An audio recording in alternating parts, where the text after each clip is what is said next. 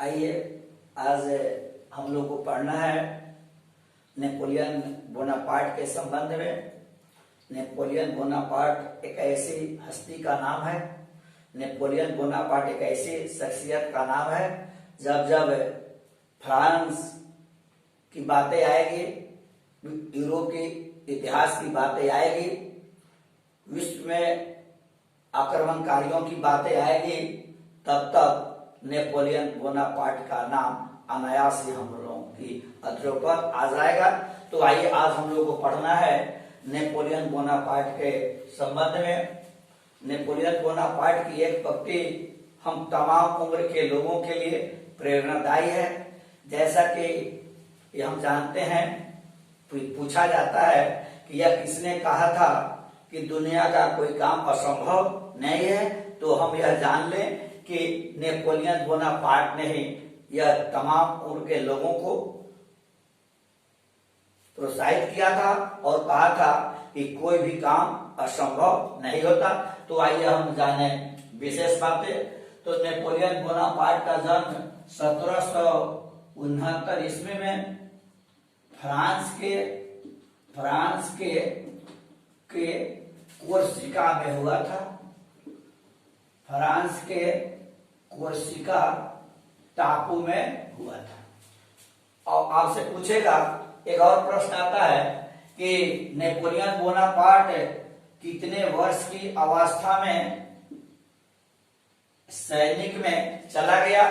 तो मुझे यह याद रखने की जरूरत है, नेपोलियन बोनापार्ट के रग में देश प्रेम तो था ही, और वह काफी महत्वाकांक्षी था, और 16 वर्ष की अवस्था में वह सैनिक बन गया। और सैनिक पद पर रहते हुए लगातार कुछ ऐसे कार्य नेपोलियन करता रहा जिसकी वजह से सेना में उसका मान सम्मान बढ़ता गया। एक बार की बात है कि 1793 ईस्वी में फ्रांस के टूलो बंदरगाह पर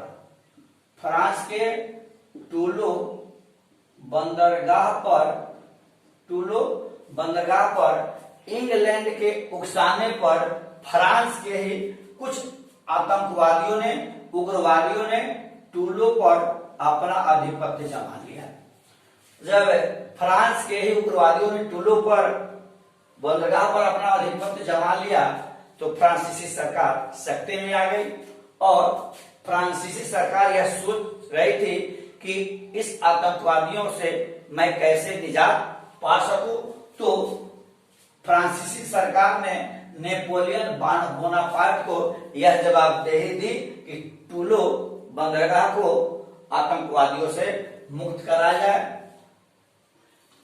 नेपोलियन बोनापार्ट ने जवाबदेही ली और टूलो जाकर अंधाधुंध गोलियां चलवाई, न जाने कितने लोग उसमें मारे गए, और तब टूलो बंदरगाह फ्रांसीसी सरकार के अधीन आ गया। अर्थात आतंकवादियों एवं उग्रवादियों को टूलो बंदरगाह छोड़ने के लिए मजबूर होना पड़ा।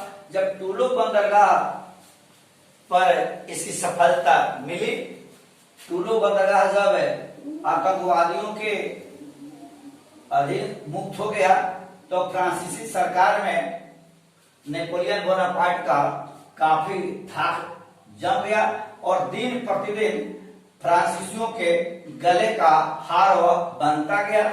और इसी का परिणाम हुआ कि 11 नवंबर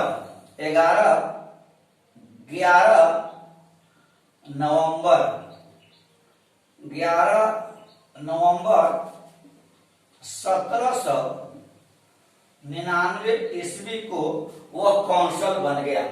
कौंसल कब बना? 11 नवंबर 1799 ईस्वी को। और रहा कब तक? तो 18 मई 1804 ईस्वी तक वह कौंसल रहा। आप बड़ा इंपॉर्टेंट क्वेश्चन, कौंसल कब बना? 11 नवंबर 1799 को, और रहा कब तक?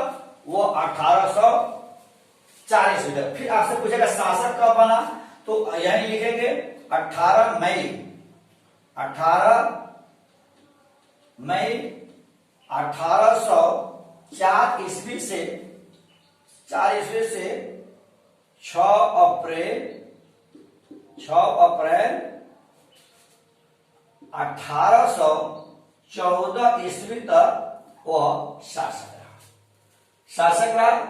और लेकिन इस बीच में वह पराजित हुआ था।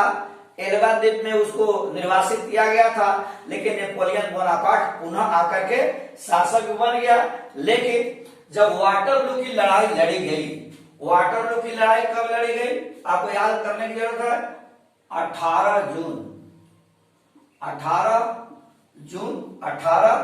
जून 1815 ईस्वी को वाटरलू का युद्ध लड़ा गया, जिसमें इस वाटरलू के युद्ध में नेपोलियन बोनापार्ट की हार हुई और इसके विरोधियों की जीत हुई। और जब वाटरलू के युद्ध में नेपोलियन बोनापार्ट की हार हुई तो उसे सेंट हेलेना की टापू में निर्वासित कर दिया गया। सेंट हेलेना की टापू में इसे निर्वासित कर दिया गया, जहां अर्थात सेंट हेलेना में ही 5 मई 1821 ईस्वी को नेपोलियन बोनापार्ट की मृत्यु हो गई। तो कुछ मुझे इसके अलावा भी जानने की जरूरत यह है कि आपसे पूछेगा कि यह वाटरलू का युद्ध किस देश में लड़ा गया था, तो मुझे याद रखने की जरूरत है यह वाटरलू का युद्ध बेल्जियम में लड़ा गया था। कहां लड़ा गया था? बेल्जियम में लड़ा गया था। बेल्जियम में लड़ा गया था।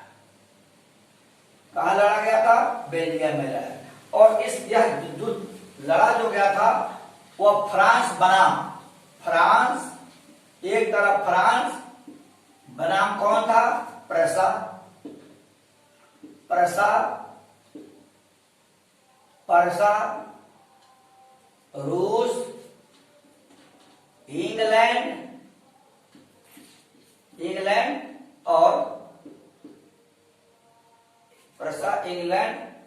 और ऑस्ट्रिया, अर्थात इस 4 देशों ने मिलकर के फ्रांस को हराने का कार्य किया था। इसके अलावा भी आपको तो यह जरूर याद करने की जरूरत है तिथि कौंसल कब बना और शासक कब तक रहा, वाटरलू का युद्ध कब रहा। यह बड़ा गंभीर क्वेश्चन है। इसके अलावा भी मुझे कुछ याद करने की जरूरत है।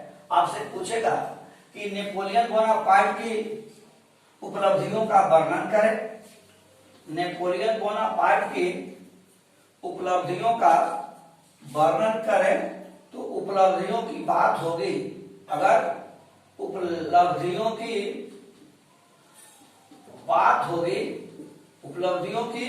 बात होगी तो मुझे 3-4 बिंदुओं पर प्रकाश डालना होगा। सबसे पहला है नेपोलियन बोनापार्ट ने फ्रांस के बिखरे कानूनों को संग्रहित करवाया। नेपोलियन, जिसे हम नेपोलियन कोड के नाम से जानते हैं, अर्थात फ्रांस के कानून थे लेकिन तितर बितर थे, उसको लिपिबद्ध कराया, जिसे नेपोलियन कोड के नाम से जाना जाता है, या नेपोलियन कानून संहिता के नाम से भी जाना जाता है। उसकी दूसरी उपलब्धि रही बैंक ऑफ फ्रांस की स्थापना की। बैंक ऑफ फ्रांस की स्थापना की। तीसरी बात है शिक्षा के पुनर्गठन के लिए शिक्षा को पुनर्गठित किया, अर्थात शैक्षणिक विकास के लिए उन्हें अनेक विश्वविद्यालयों की स्थापना की। इसके अलावा भी कुछ और प्रश्न आते हैं। नेपोलियन के पतन के कौन कौन से कारण थे, तो आइए 2-4 बिंदुओं पर हम प्रकाश डालते हैं। जिसे तो आप सभी लोग जानते ही हैं। पतन के कौन कौन से कारण थे, पतन के कौन कौन से, पहला लिखेंगे असीमित महत्वाकांक्षी था। असीमित महत्वाकांक्षी था। इसका प्रमाण इस बात से मिलता है कि नेपोलियन बोनापार्ट में ने अपने जीवन में 60 लड़ाइयां लड़ी थी, जिसमें 52 में उसकी जीत हुई थी और मात्र 8 में हार हुई थी। अर्थात असीम महत्वाकांक्षी का होना भी उसके पतन का कारण बना। दूसरा है स्वास्थ्य खराब। अंतिम दिनों में उसकी तबीयत खराब रहने लगी, जो उसके पतन का कारण बना। कुछ लोगों का कहना है कि वह कैंसर से पीड़ित हो गया था। तीसरी बात है 1812 ईस्वी में 12 ईस्वी में रूस पर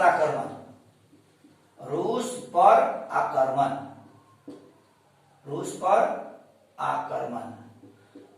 यह जो रूस पर जो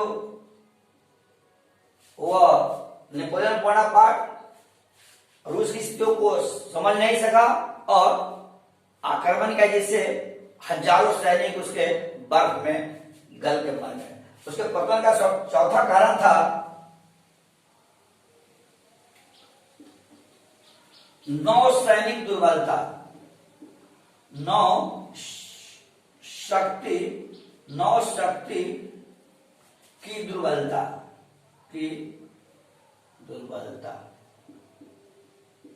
अर्थात यही उसके पतन के कारण है। ठीक है, जय हिंद, जय भारत।